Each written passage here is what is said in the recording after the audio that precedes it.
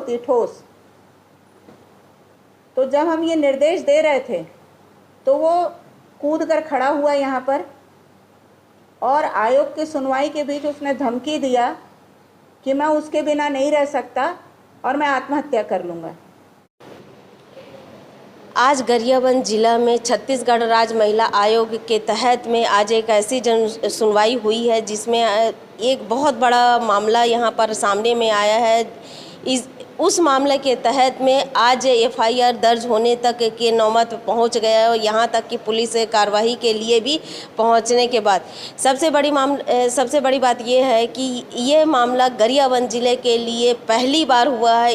इसलिए आज press conference के दौरान जो अध्यक्ष छत्तीसगढ़ महिला आयोग की किरणमयी नायक, डॉक्टर किरणमयी नायक द्वारा प्रेस कॉन्फ्रेंस में बताया गया कि आज मामला क्या है, और इस मामला के तहत में आज थाने तक पहुंच गए हैं ये मामला।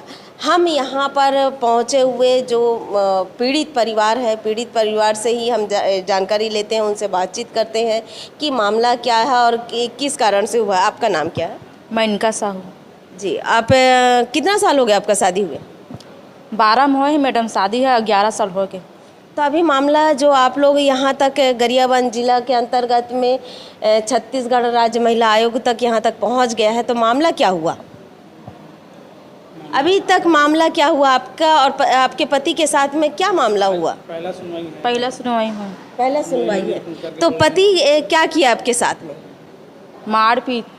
मारपीट की है। बताओ ना। तलाक के लिए बात की है, तो मैडम बोले हैं तलाक के लिए कर, मतलब ये बात की रखने के लिए, तो इनको नहीं रखूँगा करके प्रभाकर साहू ने मना कर दिया, और ज़्यादा होगा तो मैं सुसाइड कर लूँगा करके सभी के सामने बोले हैं। आज जन सुनवाई के दौरान एक ऐसा हादसा हुआ कि अगर मेरे बात को नहीं मानेंगे तब हम सुसाइड कर लेंगे, ऐसा इस प्रकार से कहा गया। ये एक पीड़ित महिला हैं और ये बता रही हैं कि जब इनका 11 साल हो गया शादी, और कितने बच्चे हैं? दो बच्चे हैं। लड़की।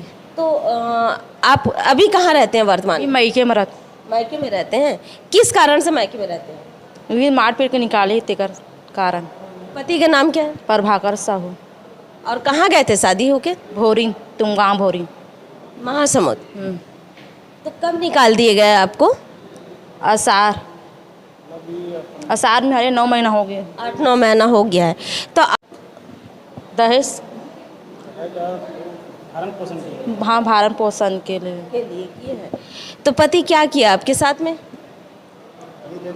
नहीं लेगो।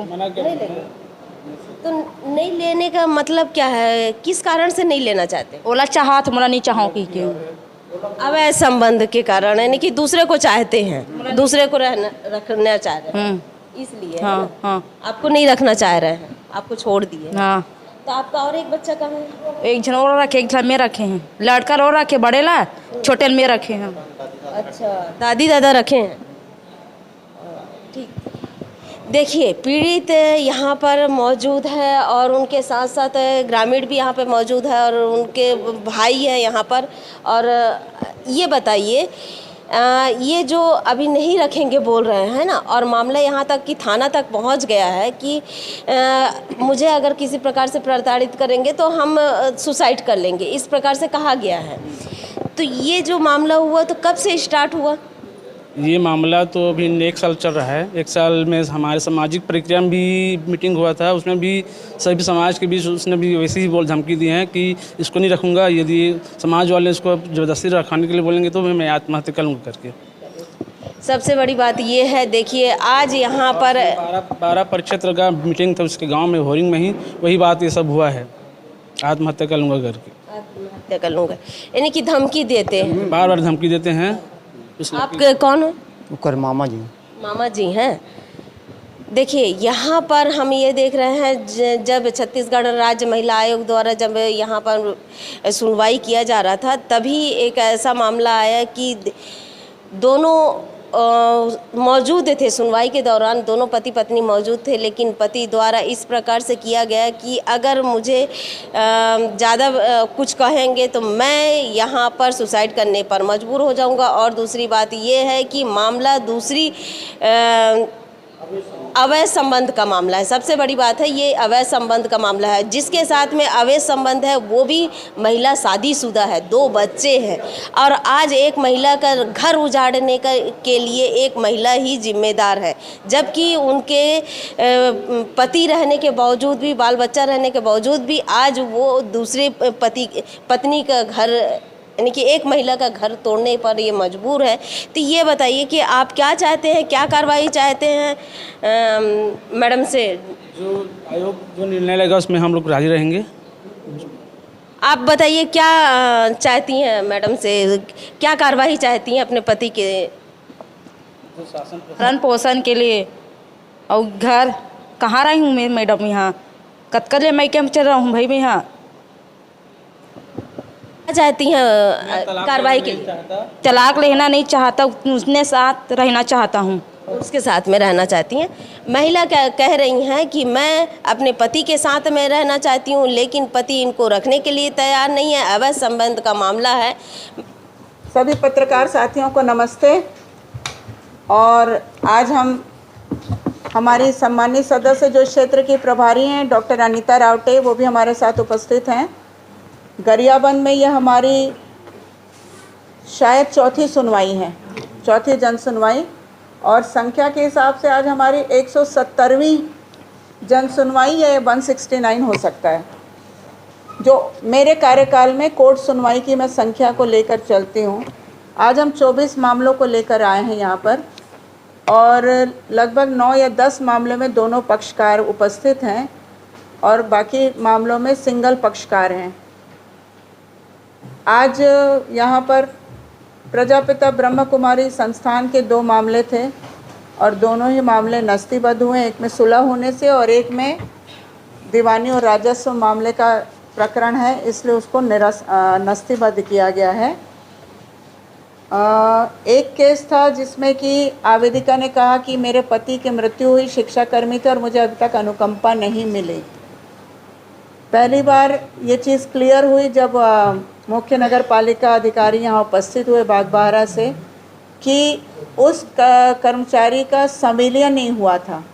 तो जिनका संविलियन नहीं होता है उनको पेंशन की पात्रता भी नहीं होती और उनको अनुकंपा की भी पात्रता नहीं होती है, इसलिए प्रकरण नस्तीबद्ध तो करना ही था। फिर भी हमने एक सहयोग की दृष्टि से निर्देशित किया है कि उसको नगर पालिका से कोई गुमटी या ठेला दिलाकर उसकी आर्थिक मदद के लिए रास्ता बनाया जाए। कुछ मामलों में आवेदिकाओं ने हस्तलिखित पत्र दिया समझौता होने का। एक प्रकरण था जिसमें कि आवेदिका को घर, संपत्ति में घर तो मिल गया, लेकिन उसे परेशान करने के लिए से घर जाने का जो रास्ता है वो बेच दिया गया है। तो हमने तहसीलदार को निर्देशित किया और आवेदिका से कहा है कि वो तहसील ऑफिस में अपना आवेदन प्रस्तुत करे और उनके घर जाने के रास्ते का वो निराकरण करके उसका रास्ता बना देंगे। इन सब से हट कर के जो एक मुख्य मामला आज हुआ, रायपुर में तो ऐसे मामले होते रहते हैं और इन मामलों पर हम कड़ी कार्रवाई भी इसलिए करते हैं कि कानून की जानकारी, ये संविधान प्रदत्त चीज़ें हैं कि जो कानून बनाया जाता है भारत के पार्लियामेंट से या विधानसभा से प्रदेश में, वो उसी दिन से माना जाता है कि सबको कानून की जानकारी है, भले आदमी पढ़ा लिखा है या नहीं है। और उनमें एक प्रमुख कानून ये है कि यदि किसी की पहली पत्नी विवाहिता पत्नी है तो उससे विधिवत तलाक के बिना दूसरी शादी हमेशा अवैधानिक होती है। और ऐसे कई मामले देखे जा रहे हैं जहाँ पर पहली पत्नी को छोड़कर फट से दूसरी औरत ला करके घर में रख लिया जाता है, पहली पत्नी और बच्चों को निकाल दिया जाता है। तो ऐसा ही एक मामला यहाँ पर आया था जिसमें 12 साल की वैधानिक शादीशुदा ज़िंदगी थी और 2 बच्चे हैं। उसके बाद किसी दूसरी औरत पर उसका दिल आ गया तो पहली पत्नी को उसने निकाल दिया, मायके बिठा दिया, बच्चों का भी बंटवारा करे, लड़की पत्नी के पास, लड़का दादा दादी के पास। और इस बीच में आऊँगा कहता रहा और आया नहीं, और उसने एक दूसरी औरत को घर में एज ए पत्नी रख लिया। आज यहाँ पर व्यापक सुनवाई हुई जिसमें उस अनावेदक ने यह स्वीकार किया कि वो दूसरी औरत भी शादीशुदा थी और बाल बच्चेदार थी। इन दोनों का अवैध संबंध था, इस कारण उसके पति ने निकाल दिया, उस दूसरी औरत के पति ने, वैधानिक पति ने उसे घर से निकाल दिया, तो वो बेचारी कहाँ रहेगी। इसलिए उसने मंदिर में सिंदूर लगा के उसे अपनी पत्नी बना लिया। तो ये जो हरकत है लगभग कई जगह लोग कर रहे हैं, अनपढ़ लोग भी कर रहे हैं और पढ़े लिखे लोग भी कर रहे हैं। तो ऐसे मामलों में जहाँ पर वो बेचारी कहाँ रहेगी, उसका कोई रहने वाला नहीं है, ऐसे मामलों में हम लड़की को नारी निकेतन भेज देते हैं। और पूरी सुनवाई हो चुकी और नारी निकेतन भेजने की जब जानकारी मिली तो जो उसका अनावेदक था, जो आवेदिका का वैधानिक पति, वो यहाँ पर खड़ा हो गया और उसने वैधानिक पति है पहली पत्नी का, उसने अवैध रिश्ता रखा दूसरी औरत से, उसको पत्नी बना दिया, पहली पत्नी को निकाल दिया। हम दूसरी पत्नी को हमेशा नारी निकेतन भेजते हैं जिसके रहने की जगह नहीं है, जो बेचारी है, अबला है करके रख लेते हैं लोग बाग दूसरी पत्नी को रखने के लिए। तो हम ऐसा निर्देश देते हैं कि उसे नारी निकेतन भेजा जाए जब तक उसके रहने की स्थायी वैकल्पिक व्यवस्था नहीं होती ठोस। तो जब हम ये निर्देश दे रहे थे तो वो कूद कर खड़ा हुआ यहाँ पर और आयोग की सुनवाई के बीच उसने धमकी दिया कि मैं उसके बिना नहीं रह सकता और मैं आत्महत्या कर लूँगा। ऐसी स्थिति में उसे यहाँ पर उपस्थित सुरक्षा कर्मियों के द्वारा रोका गया ताकि कहीं जाके कूद ना जाए।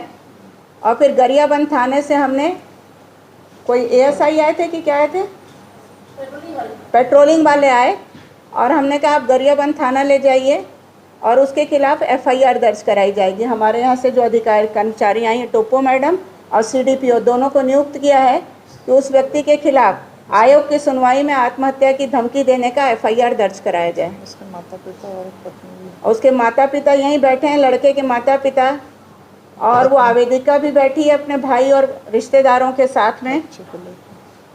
और उनको भी कहा है कि आप लोग भी गरियाबंद थाने पहुँचिए और रिपोर्ट दर्ज कराने में, गवाही देने में अपनी बातें रखिए। तो ये आज का बड़ा मैटर है, क्योंकि नारी निकेतन तो हम कम से कम 8-10 मामलों में भेज चुके हैं, पर आत्महत्या की धमकी खुले कोर्ट में देना ये पहला मौका था। इसलिए मैंने कहा कि आप लोगों को ये मामला बताना ज़रूरी है और फिर उसके बाद फॉलोअप भी आप लोग ले सकेंगे। थोड़ी आता है कि पहले से शादीशुदा है, 50,000 के लालच में दूसरी शादी कर रहा है। तो यदि आपको मालूम है उस व्यक्ति का नाम और उस महिला का नाम, तो आप हमें अभी 4 लाइन का आवेदन दे दीजिए, फ़ोटो है तो फ़ोटो दे दीजिए, हम केस रजिस्टर करके बुलवा लेंगे। नाम ऑथेंटिक, उसका पता, मोबाइल नंबर जो भी है आप दे दीजिए ना, हम कार्रवाई कर दें। आप हमें हमारे नंबर पे व्हाट्सएप भी कर देंगे ना, तो आप हमें दे दीजिए ना, हमें कोई दिक्कत नहीं। आवेदन कोई भी कर सकता है, महिला का नाम लिखना पड़ेगा आपको उसमें। बेसिकली क्या है, ये मेरे क्षेत्राधिकार का विषय नहीं है, पर चूंकि आपने कहा है और यदि उसमें जो महिला है वो पीड़िता है या उसकी कोई पहली पत्नी होगी, उसकी तरफ से आप आवेदन दे दीजिए। उसी ने किया, उसी के अच्छा, साथ उसी के साथ दूसरी शादी किया। अरे शासन को तुम पैसा लेंगे। इसको फिर सुनिए ना, सीडीपीओ साहब को दे दीजिए, आप मुझे आवेदन दीजिए, मैं मार्क कर देती हूँ, वो जांच वो करेंगे। फिर दोनों लिव इन में रहते हैं। लिव इन में बोल रहे हैं, एक मिनट उसके बाद उसने एक सेकंड, वो बोल रहे हैं, पूछ लेते उसके हैं। बाद क्या किया, उसने आर्य समाज मंदिर में शादी की। हाँ, तो उनको लगा कि ये मंदिर का वैध नहीं है, मेरे को कुछ वैध चाहिए, और बच्चा भी आ गया था। अच्छा, तो दोनों ने हमारे विभाग में सामूहिक विवाह में आवेदन किया और दोनों वो तो देखिए, अब तो ये विदेश वाला कल्चर हो रहा है, बिना शादी के पहले बच्चे पैदा करो फिर शादी करो, ये सब पूरा सिस्टम बिगड़ गया है अपने यहाँ का। हाँ, तो वो एक बार दे दीजिए, यदि ऐसा होगा तो करवा लेंगे, कोई दिक्कत नहीं है, माफ़ीनामा करवा लेंगे उन लोगों से। ऐसे में ये भी हो सकता है कि सुप्रीम कोर्ट ने आर्य समाज की शादी को अवैधानिक करार दे दिया है, इसलिए भी हो सकता है, यदि उसके बाद हुआ है तो। जी, उसके बाद चेक करा लेते हैं, कहीं दिक्कत नहीं है। 24 केस आज हम लेके आए हैं और मैंने जो नस्तीबद्ध नोट किया अभी तक मेरे पास 8 नस्तीबद्ध का उल्लेख है, बाकी का भी संख्या में आ जाएगा। अभी 2 और किए।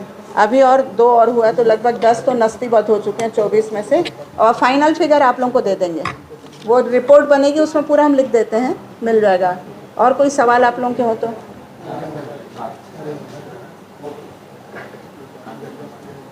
महिला कह रही हैं कि मैं अपने पति के साथ में रहना चाहती हूं, लेकिन पति इनको रखने के लिए तैयार नहीं है। अवैध संबंध का मामला है। मैं हूं दीपिका बरी, आप देख रहे हैं धरोहर संदेश।